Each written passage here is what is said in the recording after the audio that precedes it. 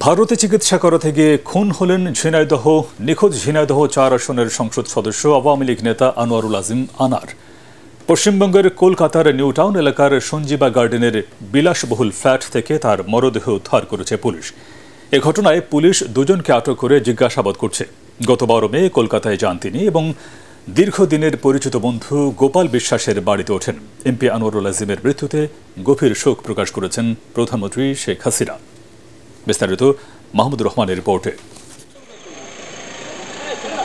ভারতে গিয়ে নিখোঁজের 8 দিন পর অবশেষে কলকাতার একটি বিলাসবহুল ফ্ল্যাট থেকে উদ্ধার হলো বাংলাদেশের এমপি আনোয়ারুল আজিমের মরদেহ। এ ঘটনায় আটক দুজনকে জিজ্ঞাসাবাদে চাঞ্চল্যকর তথ্য পেয়েছে কলকাতা পুলিশ। তবে হত্যাকাণ্ডের সাথে কয়জন জড়িত এবং কী কারণে তাকে হত্যা করা হয়েছে এ বিষয়ে এখনও পুলিশ মুখ খুলছে না। হত্যাকারীরা বাংলাদেশ থেকে গিয়েছিলেন নাকি স্থানীয় তাও এখনও নিশ্চিত হওয়া যায়নি। খুন হওয়া ফ্ল্যাটের সিসি ক্যামেরার ফুটেজ বিশ্লেষণ করে তা জানার চেষ্টা করছে পুলিশ। এখন নিউ টাউন থানা এই সকালবেলা এখন নিউ টাউন থানায় ঢুকলো, আপনারা সব ছিলে দেখলে।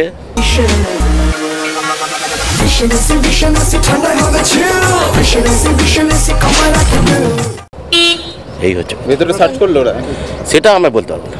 কর্তৃপক্ষ এখন আমাদেরকে সরকারিভাবে সেটা নিশ্চিত করেনি। আমরা যেটা এমবিসির মাধ্যমে আমাদেরকে সরকারিভাবে এখন নিশ্চিত করেনি।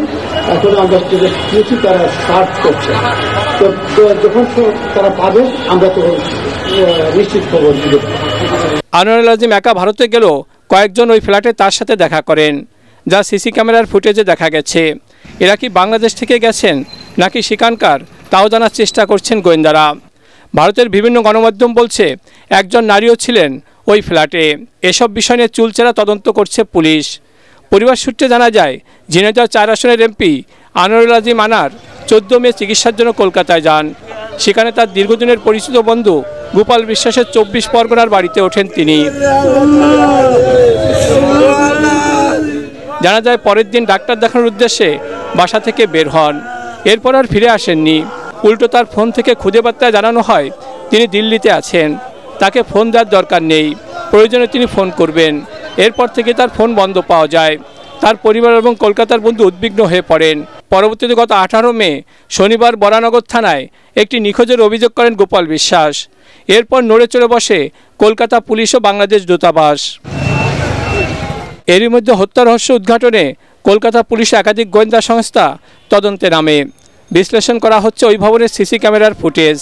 এদিকে মরদেহ উদ্ধার করে ময়নাতদন্তের জন্য মর্গে পাঠানো হয়। তার মৃত্যুর খবরে ঝিনাইদহ আওয়ামী লীগ নেতাকর্মীদের মধ্যে শোকের ছায়া নেমে আসে। তার কোনো দিন ছিল না, রাত ছিল না, এমন এমপিকে আমরা হারাইছি। আসলে এরকম এমপি আর আমরা পাবো না। প্রতিটা জায়গায় তার অবদান ছিল, তার অভাব কোনোদিন পূরণ হবে না। জেলায় দলের দলীয় কার্যালয়ের সামনে ভিড় করছেন তারা। মাহমুদুর রহমান, ATN বাংলা।